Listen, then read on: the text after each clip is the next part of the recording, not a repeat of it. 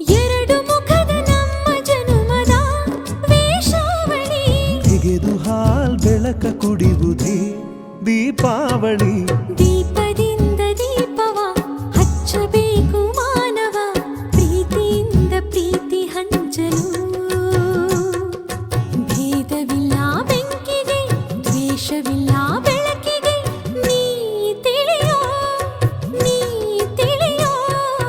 ದೀಪದಿಂದ ದೀಪವ ಹಚ್ಚಬೇಕು ಮಾನವ, ಪ್ರೀತಿಯಿಂದ ಪ್ರೀತಿ ಹಂಚಲು.